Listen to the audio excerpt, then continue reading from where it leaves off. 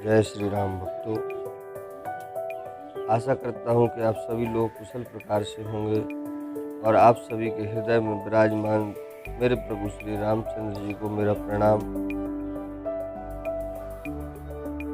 तो इससे पहले कि वीडियो शुरू करें, चैनल को सब्सक्राइब करें, वीडियो को लाइक करें, शेयर करें और चैनल को सब्सक्राइब करते ही घंटी वाले बटन को प्रेस करें, जिससे आपको हमारे और भी बहुत सारे वीडियो के नोटिफिकेशन मिलते रहें।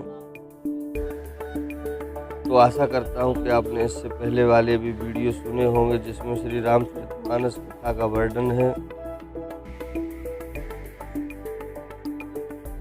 तो अब हम चलते हैं अपने आगे के वीडियो की ओर, जिसमें श्री राम जी कह रहे हैं कि हे लक्ष्मण, देखो मोरों के झुंड बादलों को देखकर कैसे नाच रहे हैं, जैसे वैराग्य में अनुरक्त ग्रस्त किसी विष्णु भक्त को देखकर हर्षित होते हैं। आकाश में बादल घुमड़ घुमड़ कर गर्जना कर रहे हैं। प्रिया सीता जी के बिना मेरा मन डर रहा है। बिजली की चमक बादलों में ठहरती नहीं, जैसे दुष्ट की प्रीति स्थिर नहीं रहती। बादल पृथ्वी के समीप आकर बरस रहे हैं, जैसे विद्या पाकर विद्वान नम्र हो जाते हैं। बूंदों की चोट पर्वत कैसे सहते हैं, जैसे दुष्टों के वचन संत सहते हैं। छोटी नदियां भरकर किनारों को तोड़ती हुई चली, जैसे थोड़े धन से भी दुष्ट इतरा जाते हैं। मर्यादा का त्याग कर देते हैं। पृथ्वी पर पड़ते ही पानी गंदला हो गया है, जैसे शुद्ध जीव के माया लिपट गई हो। जल एकत्र होकर तालाबों में भर रहा है, जैसे सद्गुण एक एक कर सज्जन के पास चले आते हैं। नदी का जल समुद्र में जाकर वैसे ही स्थिर हो जाता है, जैसे जीव श्री हरि को पाकर अचल हो जाता है, अर्थात भव सागर से तर जाता है। पृथ्वी घास से परिपूर्ण होकर हरी हो गई है, जिससे रास्ते समझ नहीं पड़ते। जैसे पाखंड मत के प्रचार से सद्ग्रंथ लुप्त हो जाते हैं। चारों दिशाओं में मेढक की ध्वनि ऐसी सुहावनी लगती है, मानो विद्यार्थियों के समुदाय वेद पढ़ रहे हों। अनेकों वृक्षों में नए पत्ते आ गए हैं, जिससे वे ऐसे हरे भरे एवं सुशोभित हो गए हैं, जैसे साधक का मन विवेक ज्ञान प्राप्त होने पर हो जाता है। मदार और जवासा बिना पत्ते के हो गए, उनके पत्ते झड़ गए। जैसे श्रेष्ठ राज्य में दुष्टों का उद्यम जाता रहा, उनकी एक भी नहीं चलती। धूल कहीं खोजने पर भी नहीं मिलती। जैसे क्रोध धर्म को दूर कर देता है, अर्थात क्रोध का आवेश होने पर धर्म का ज्ञान नहीं रहता। कितना भी बड़ा धर्मात्मा क्यों न हो, अगर वो क्रोधी होगा तो उसका धर्म दिनों दिन क्षीण होगा। अन्न से युक्त लहलाती हुई खेती, हरी भरी पृथ्वी कैसे शोभित हो रही है, जैसे उपकारी पुरुष की संपत्ति।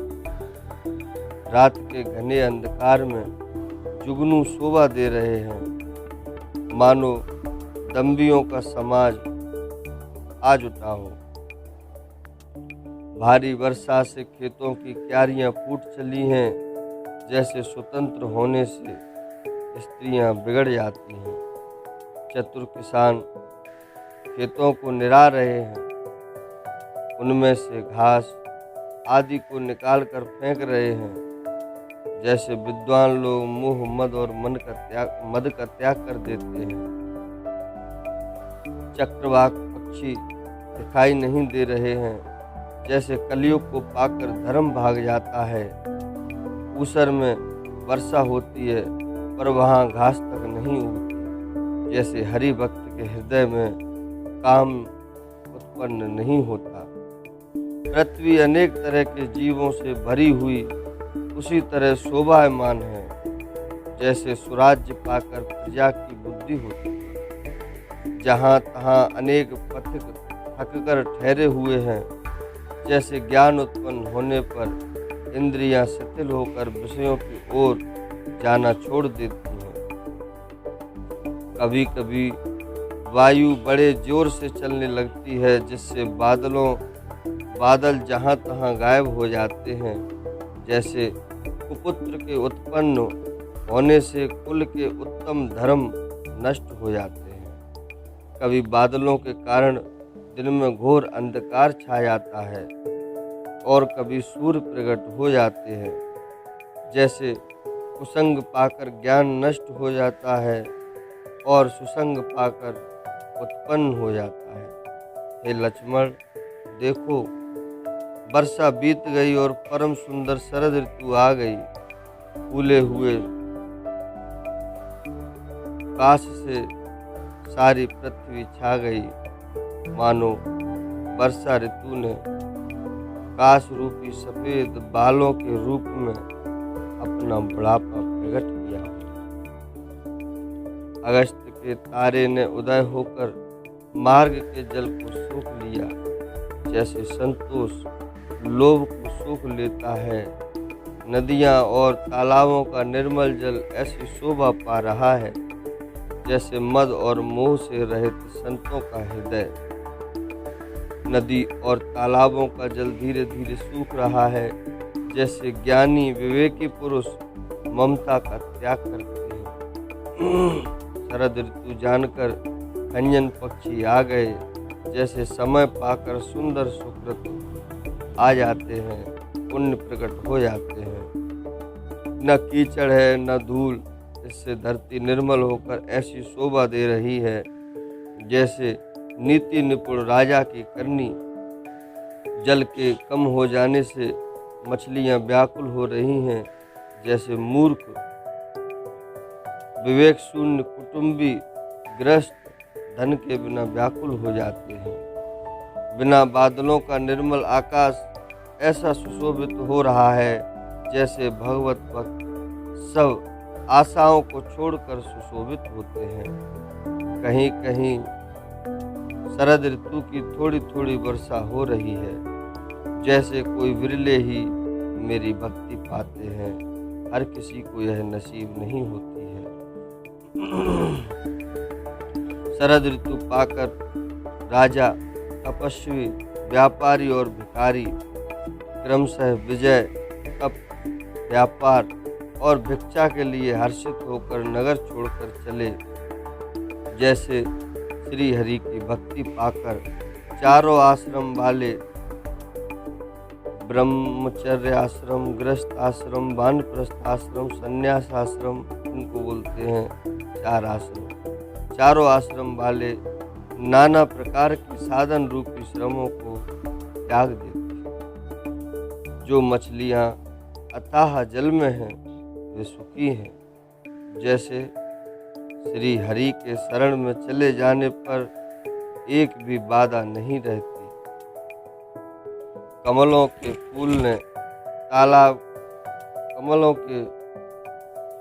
फूलने से तालाब कैसे शोभायमान हो रहे हैं, जैसे निर्गुण ब्रह्म सगुण होने पर शोभित होते हैं। भौरे अनुपम शब्द करते हुए गूंज रहे हैं तथा पक्षियों के नाना प्रकार के सुंदर शब्द हो रहे हैं। रात्रि देखकर चकवे के मन में वैसे ही दुख हो रहा है जैसे दूसरे की संपत्ति देखकर किसी दुष्ट को होता है। पपीहा रट लगाए हैं, उसको बड़ी प्यास है। जैसे श्री शंकर जी का द्रोही सुख नहीं पाता, सुख के लिए चीखता रहता है। शरद ऋतु के ताप को रात के समय चंद्रमा हर लेता है। जैसे संतों के दर्शन से पाप दूर हो जाते हैं। चकोरों के समुदाय चंद्रमा को देखकर इस प्रकार टकटकी लगाए हैं जैसे भगवत भक्त भगवान को पाकर उनके निर्निमेष नेत्रों से दर्शन करते हैं। मच्छर और डांस जाड़े के डर से इस प्रकार नष्ट हो गए जैसे ब्राह्मण के साथ बैर करने से कुल का नाश हो जाता है।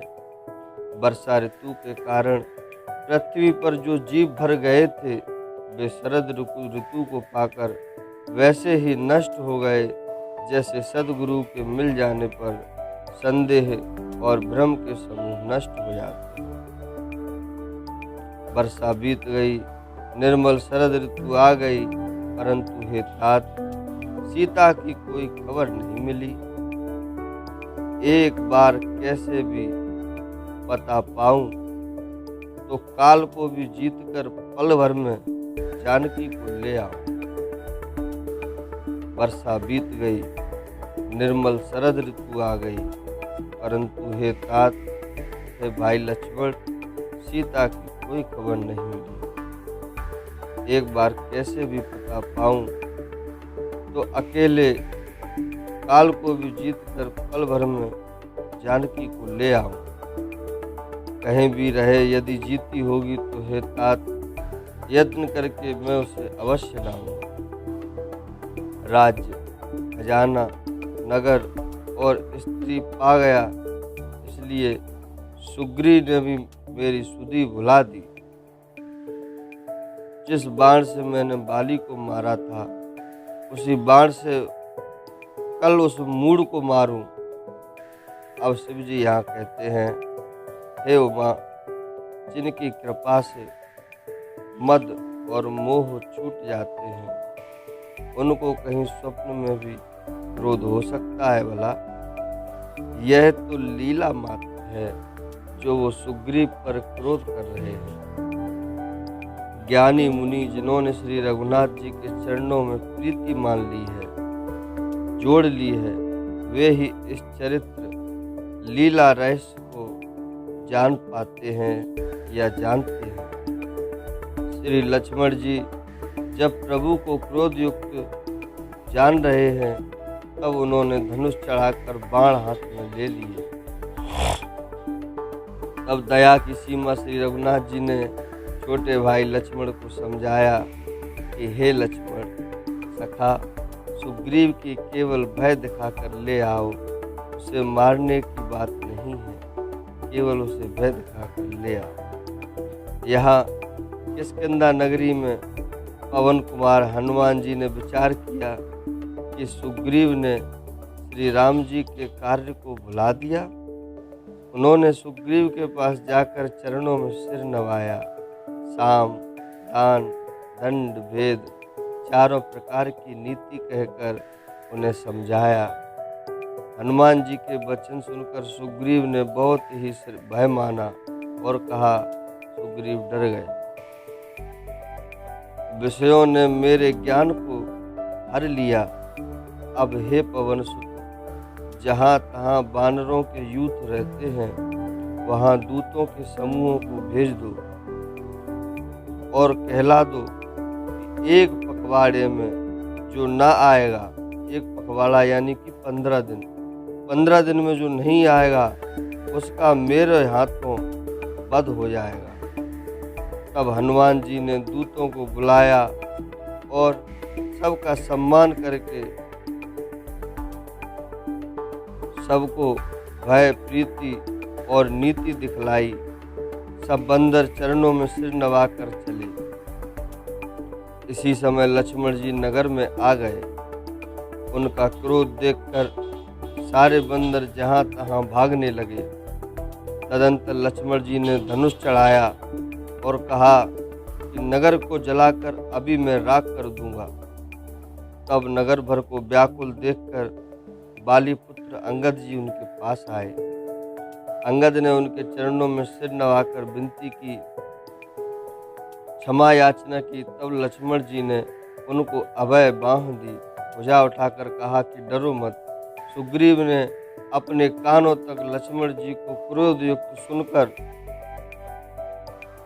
भय से अत्यंत व्याकुल होकर कहा, हे हनुमान सुनो, तुम तारा को साथ ले जाकर विनती करके राजकुमार को समझाओ, समझा बुझाकर उनको शांत करो।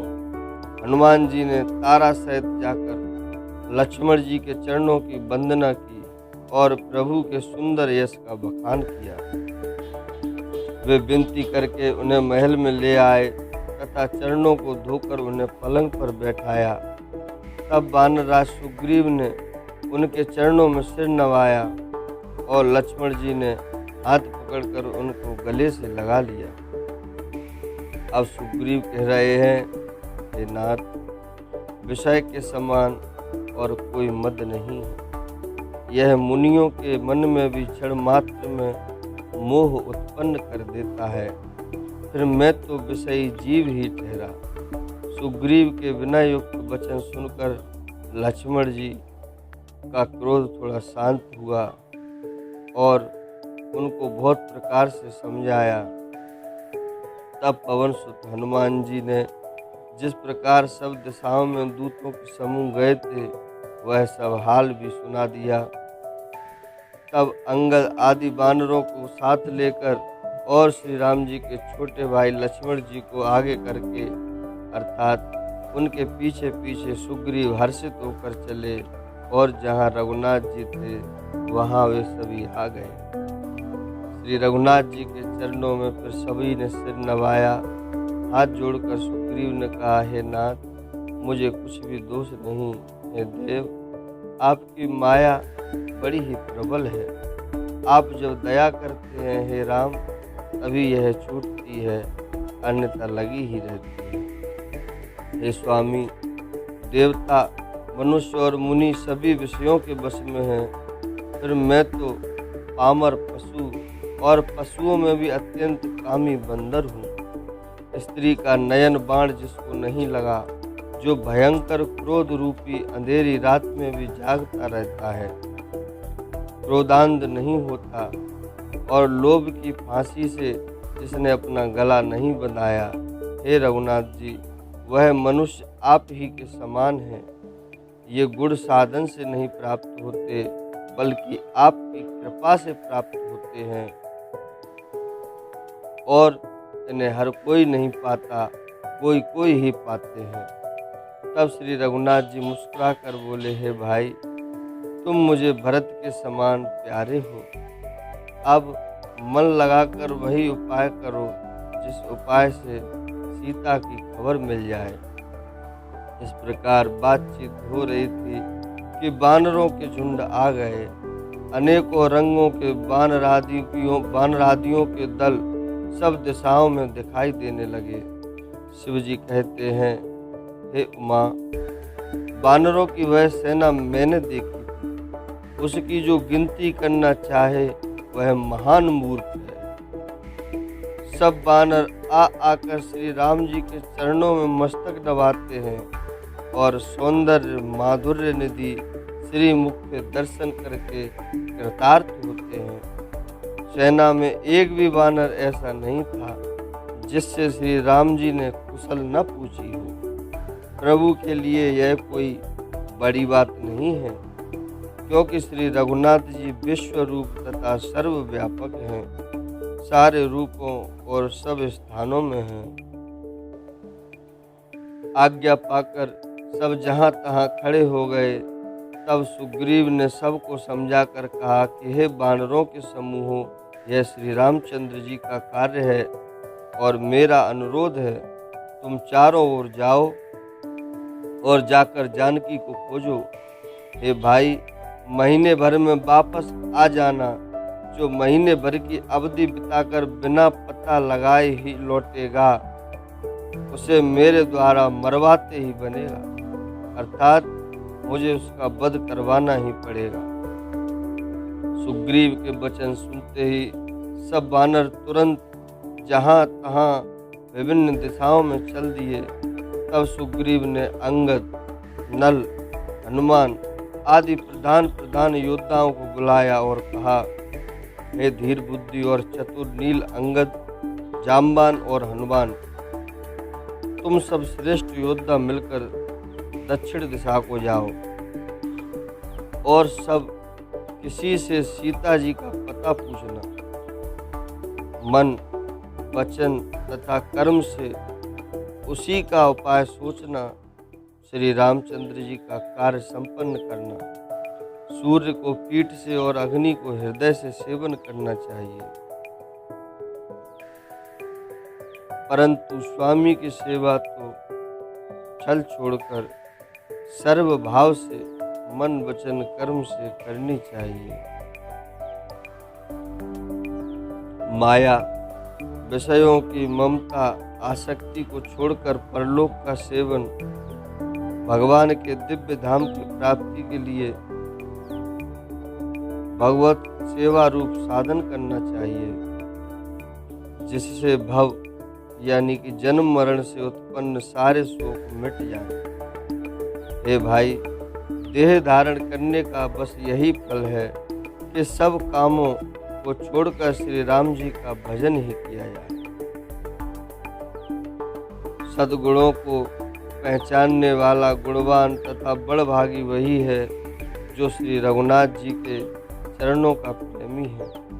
आज्ञा मांगकर और चरणों में फिर सिर नवाकर श्री रघुनाथ जी का स्मरण करते हुए सब हर्षित होकर चले। सबके पीछे पवन सुत हनुमान जी ने सिर नवाया। कार्य का विचार करके प्रभु ने उन्हें अपने पास बुला लिया।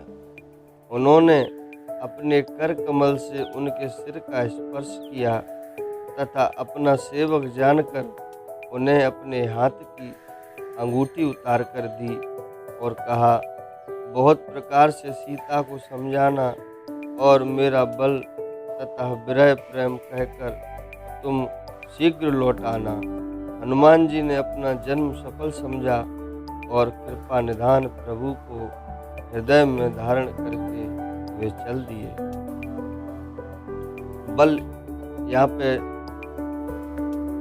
श्री राम जी हनुमान जी से कह रहे हैं कि सीता को समझाना मेरा बल तथा प्रेम। अब बल को क्यों समझाना है? बल को इसलिए समझाना है जिससे कि वे धैर्य धारण करें कि श्री राम जी रावण को मारकर हमको लेने आएंगे, और प्रेम को इसलिए समझाना है जिससे उनको पता चले कि मैं भी उनकी चिंता करता हूँ, मैं भी उनसे प्रेम करता हूँ। इसलिए हनुमान जी को भगवान ने ये सब बातें कही और अपनी अंगूठी दी, क्योंकि श्री रामचंद्र भगवान जानते थे कि हनुमान जी माता सीता से अवश्य मिलेंगे और तब उन्हें उस अंगूठी की आवश्यकता पड़ेगी।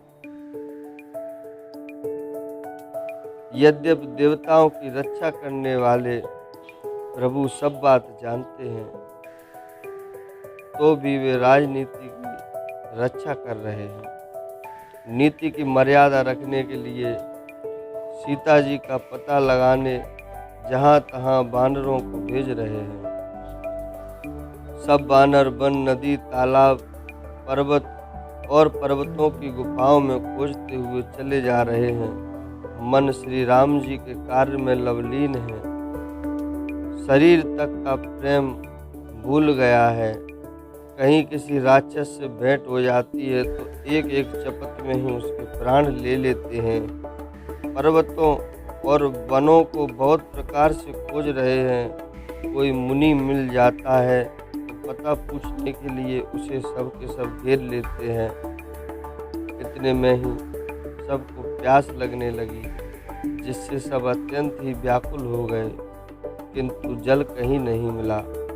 घने जंगल में सब भुला गए, रास्ता भटक गए। हनुमान जी ने मन में अनुमान किया कि जल पिए बिना सब लोग मरना ही चाहते हैं। उन्होंने पहाड़ी की चोटी पर चढ़कर चारों ओर देखा तो पृथ्वी के अंदर एक गुफा में उन्हें एक कौतुक आश्चर्य दिखाई दिया। उसके ऊपर चकवे, बगुले और हंस उड़ रहे हैं और बहुत से पक्षी उसमें प्रवेश कर रहे हैं। पवन कुमार हनुमान जी पर्वत से उतर आए और सबको ले जाकर उन्होंने वह गुफा दिखलाई। सबने हनुमान जी को आगे कर लिया और वे गुफा में घुस गए। देर नहीं की, क्योंकि सभी के सब प्यासे थे। अंदर जाकर उन्होंने एक उत्तम उपवन, बगीचा और तालाब देखा। जिसमें बहुत से कमल खिले हुए हैं। वहीं एक सुंदर मंदिर बना हुआ है जिसमें एक तपोमूर्ति स्त्री बैठी है।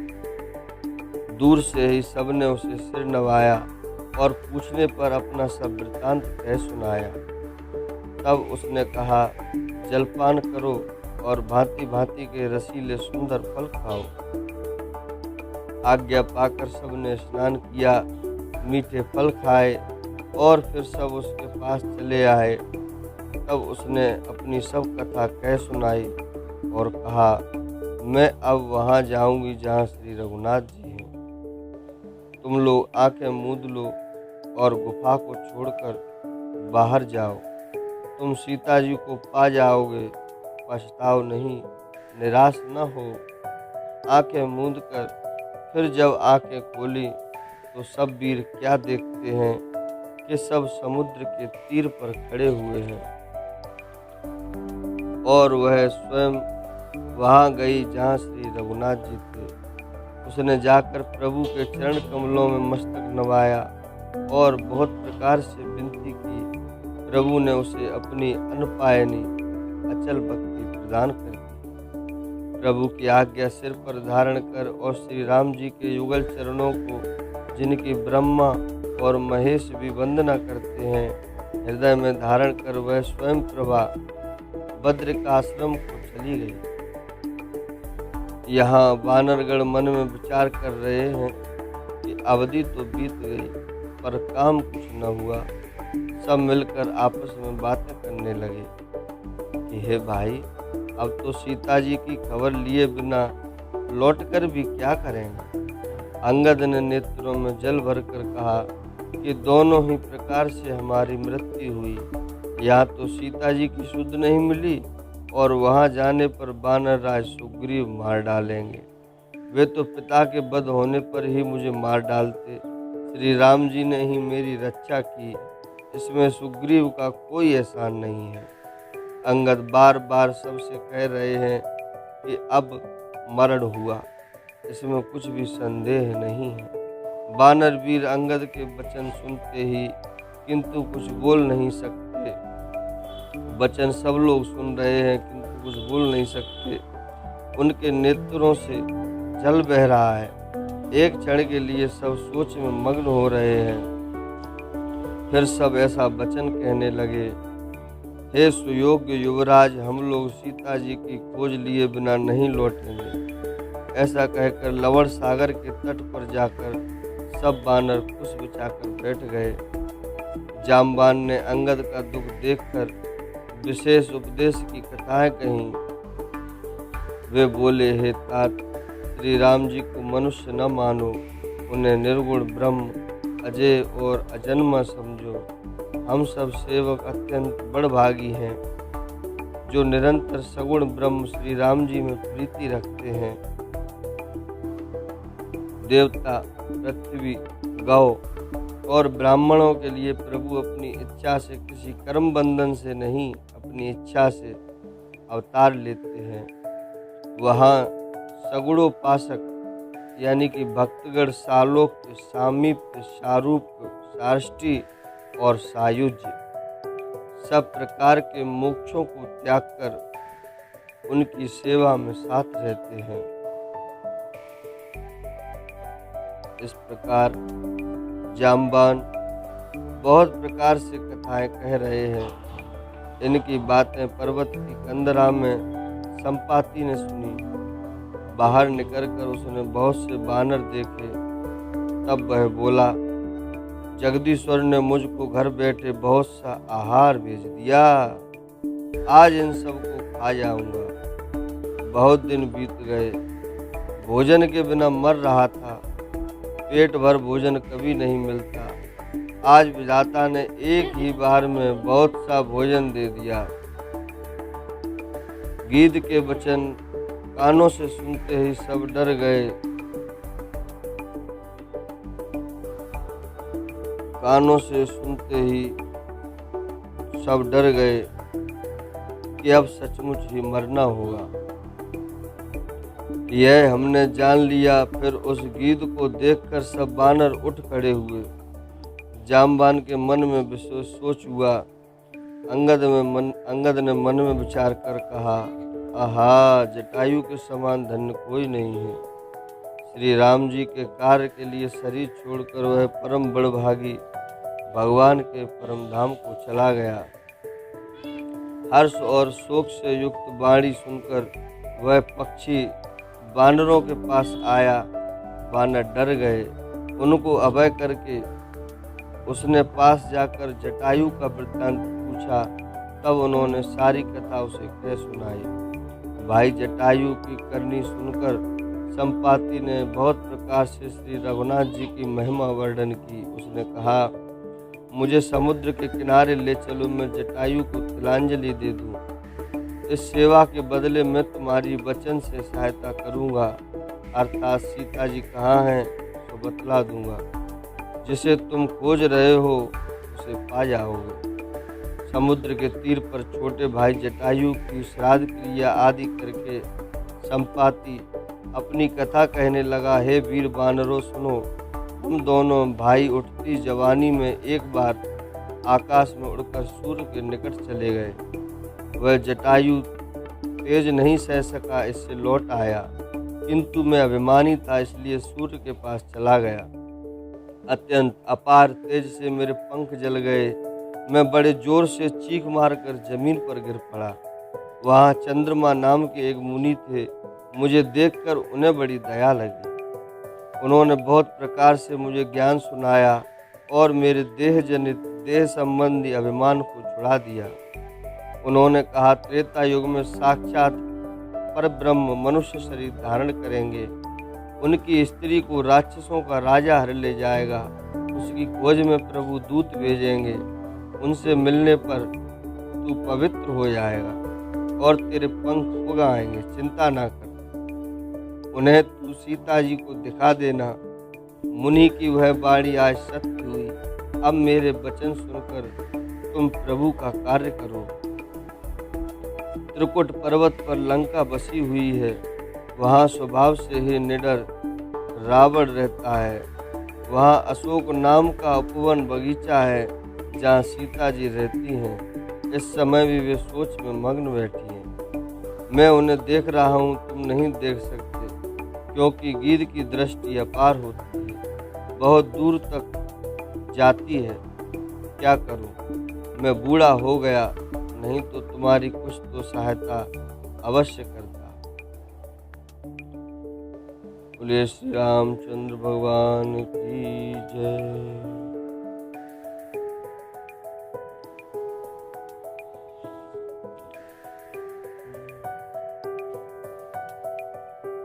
जो 100 योजन 4 को समुद्र लांघ सकेगा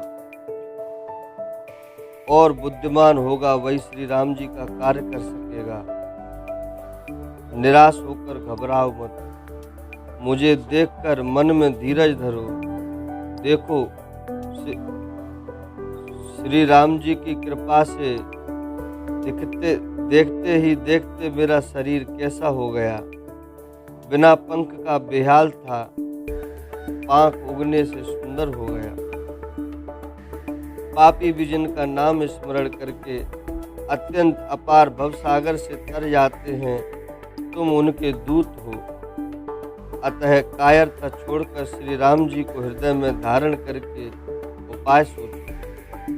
काकभूषण जी कहते हैं, हे गरुड़ जी, इस प्रकार कहकर जब गीध चला गया, तब उन वानरों के मन में अत्यंत विस्मय हुआ। सब किसी ने अपना अपना बल कहा, पर समुद्र के पार जाने में सभी ने संदेह प्रकट कर दिया कि भैया पार कोई नहीं जा सकता। रक्षराज जामवान कहने लगे, मैं अब बूढ़ा हो गया, शरीर में पहले वाले बल का लेस भी नहीं रहा। जब खरारी खर के शत्रु श्री राम बामन बने थे, तब मैं जवान था और मुझ में बड़ा बल था। बाली के बांधते समय प्रभु इतने बड़े कि बलि के बांधते समय प्रभु इतने बड़े कि उस शरीर का वर्णन नहीं हो सकता, किंतु मैंने 2 ही घड़ी में दौड़कर उस शरीर की 7 प्रदक्षिणाएं कर ली। अंगद ने कहा, मैं पार तो चला जाऊंगा, परंतु लौटते समय के लिए हृदय में कुछ संदेह है। जाम्बान ने कहा, तुम सब प्रकार से योग्य हो, परंतु तुम सबके नेता हो, तुम्हें कैसे भेजा जाए। वृक्षराज जाम्बान श्री हनुमान जी से कह रहे हैं, हे हनुमान, हे बलवान, सुनो, तुमने यह क्या चुप साध रखी है, तुम कुछ बोलते ही नहीं। तुम पवन के पुत्र हो और बल में पवन के समान हो। तुम बुद्धि, विवेक और विज्ञान की खान हो। जगत में कौन सा ऐसा कठिन काम है जो हे तात तुमसे न हो सके। श्री राम जी के कार्य के लिए ही तो तुम्हारा अवतार हुआ है। यह सुनते ही हनुमान जी पर्वत के आकार के विशालकाय हो गए। उनका सोने का सा रंग है, शरीर पर तेज सुशोभित है, मानो दूसरा पर्वतों का राजा सुमेरु ही। हनुमान जी ने बार बार सिंहनाद करके कहा, मानो दूसरा पर्वतों का राजा सुमेरु हो। तब हनुमान जी ने बार बार सिंहनाद करके कहा, मैं इस खारे समुद्र को खेल में ही लांघ सकता हूँ और सहायकों सहित रावण को मारकर त्रिकुट पर्वत को उखाड़कर, जहाँ पर लंका बसी हुई है, उसे त्रिकुट पर्वत कहते हैं, त्रिकुट पर्वत पर लंका बसी हुई है, यहाँ ला सकता हूँ। ये जाम्बान, मैं तुमसे पूछता हूँ, तुम मुझे उचित सीख देना कि मुझे क्या करना चाहिए। जाम्बान ने कहा, हे तात, तुम जाकर इतना ही करो कि सीता जी को देखकर लौट आओ और उनकी खबर कह दो। फिर कमल नयन श्री राम जी अपने बाहुबल से ही राक्षसों का संहार कर सीता जी को ले आएंगे। केवल खेल के लिए ही वे वानरों की सेना साथ लेंगे। वानरों की सेना साथ लेकर राक्षसों का संहार करके श्री राम जी सीता जी को ले आएंगे। तब देवता और नारद आदि मुनि भगवान के तीनों लोकों को पवित्र करने वाले सुंदर यश का बखान करेंगे, जिसे सुनने, गाने, कहने और समझने से मनुष्य परम पद पाते हैं, और जिसे श्री रघुवीर के चरण कमल का मधुकर भ्रमर तुलसीदास भी गाता है। श्री रघुवीर का यश भव जन्म मरण रूपी रोग की अचूक दवा है। जो पुरुष और स्त्री इसे सुनेंगे, तीसरा के शत्रु श्री राम जी उनके सब मनोरथों को सिद्ध करेंगे। जिनका नीले कमल के समान श्याम शरीर है, जिनकी शोभा करोड़ों कामदेवों से भी अधिक है, और जिनका नाम पाप रूपी राक्षसों के लिए व्याध के समान है, उन श्री राम जी के गुणों के समूह लीला को अवश्य सुनना चाहिए। और इस प्रकार आज किष्किंधा कांड समाप्त हुआ। तो भक्तों, कल से हम सुंदरकांड शुरू करेंगे। तो सुंदरकांड और भी सुनने में आनंददायक है, जिसमें हनुमान जी की पूरी लीला का वर्णन है जो उन्होंने लंका में की थी। तो आशा करता हूँ कि आप सुंदरकांड को सुनने के लिए इससे आगे वाले वीडियो भी देखें, और ये वीडियो पसंद आया हो तो इसको लाइक करें, और आगे के वीडियो प्राप्त करने के लिए चैनल को सब्सक्राइब करें, घंटी वाले बटन को प्रेस करें और वीडियो को लाइक करें, और हो सके तो अपने मित्रों और रिश्तेदारों को शेयर करें, जिससे श्री रामचरितमानस की सुंदर और पवित्र बातें उन्हें भी प्राप्त हो सकें। अब हम आपसे विदा चाहेंगे और आशा करते हैं कि इस वीडियो में जो भी आपको गलत लगा हो उसके लिए आप हमें क्षमा करेंगे। जय श्री